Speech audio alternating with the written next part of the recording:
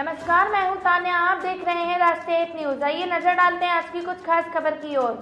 हिसार पूर्व केंद्रीय मंत्री जयप्रकाश ने कहा कि इनेलो की इंडिया गठबंधन में शामिल होने की कोई बात नहीं है। उन्होंने कहा कि आज हरियाणा प्रदेश में भूपेंद्र सिंह हुड्डा के नेतृत्व में लोगों के बीच कांग्रेस पार्टी का प्रभाव बढ़ा है। अपनी रैली की भीड़ बढ़ाने के लिए भी ड्रामा किया था।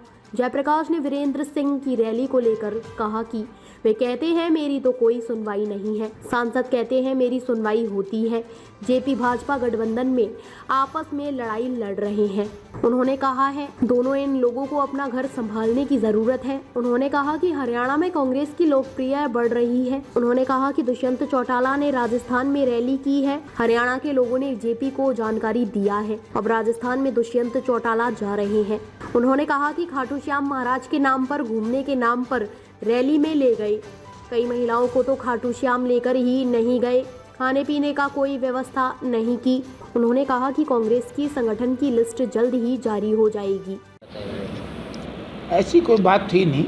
इंडिया गठबंधन में इनके शामिल होने की चर्चा कभी चली भी नहीं। और इन्होंने केवल क्योंकि इनकी ज़मीन खिसक चुकी थी, भाई थोड़ी मोटी भीड़ ज़्यादा आ जाए, क्योंकि आज हरियाणा प्रदेश में कांग्रेस पार्टी और चौधरी भूपेंद्र सिंह हुड्डा का जो प्रभाव बढ़ा है तेज़ी से, तो उसमें इन्होंने सोचा था कि तुम इंडिया का नाम ले दो ताकि लोग ये सोचें कि जाना इन्होंने भी इंडिया गठबंधन में ही है, तो इसलिए तुम वहाँ चलो। अपनी रैली की भीड़ बढ़ाने के लिए ड्रामा था और दूसरा कोई मतलब नहीं था। सर, चौधरी वीरेंद्र सिंह 2 अक्टूबर को रैली करने जा रहे हैं और साथ के साथ विजेंद्र सिंह जहाँ भी जाते हैं वो कहते हैं जेजेपी बीजेपी का गठबंधन नहीं होना चाहिए।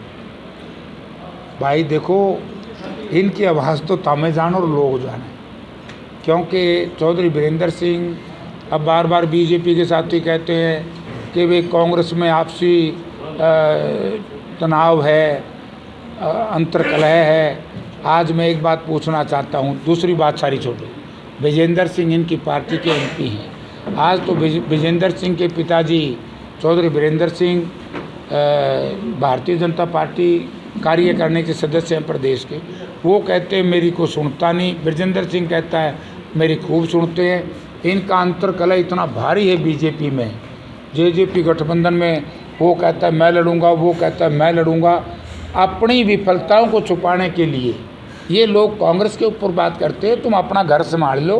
कांग्रेस बड़ी मजबूत है और बड़ी कांग्रेस की लोकप्रियता बढ़ रही है और हरियाणा वाले समय में कांग्रेस पार्टी की सरकार पड़ेगी।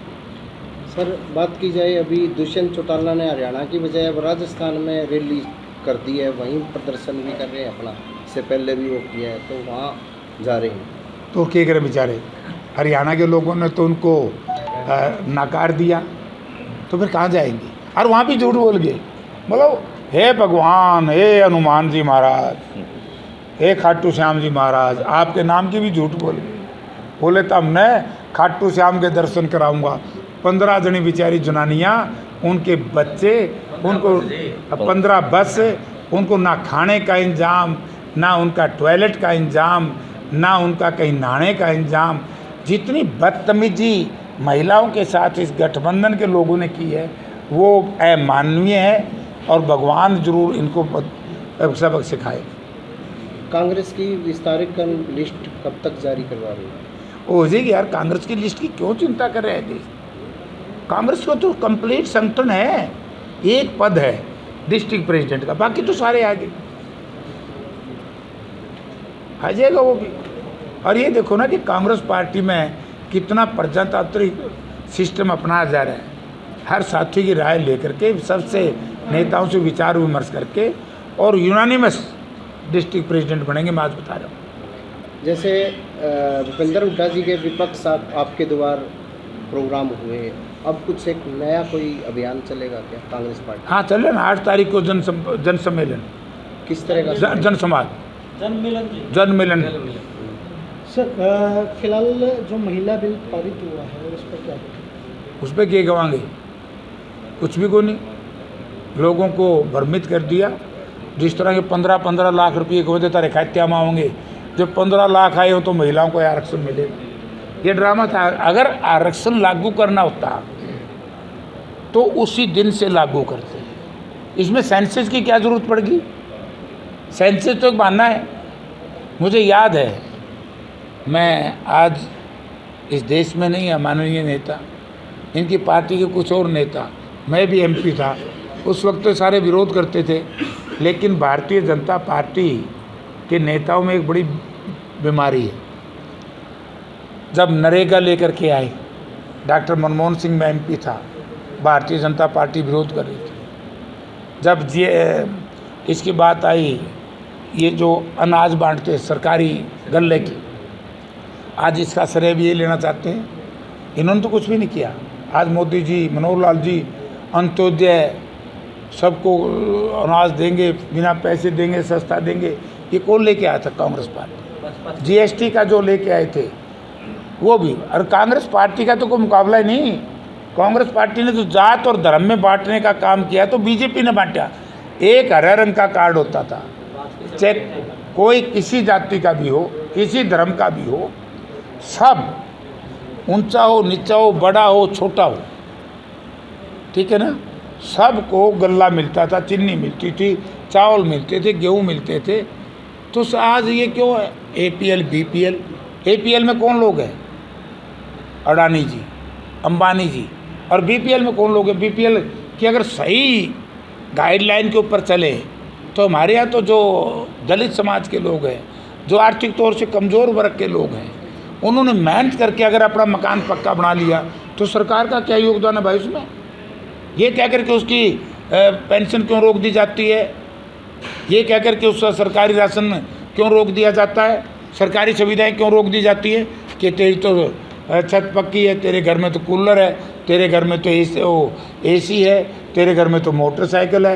क्या ये सबको इस तरह का बनाना चाहते हैं कि भूखमंगे नंगे? सर 2 अक्टूबर को वीरेंद्र सिंह की रैली होने वाली है, तो क्या लगता है? क्या लागे था जो आज लागे वो कल लिफाफे है कुछ पाड़ा बदल सकते हैं? वो तो उसने पूछो मैंने कि मेरा 1 नेशन 1 इलेक्शन की बात प्रधानमंत्री जी कहते हैं, तो इस पर आपकी क्या है? यूँ भी जिसे 15-15 लाख दिए थे, जिसे 2-2 करोड़ रोजगार दिए थे, उस तरह का सौदा यूँ है।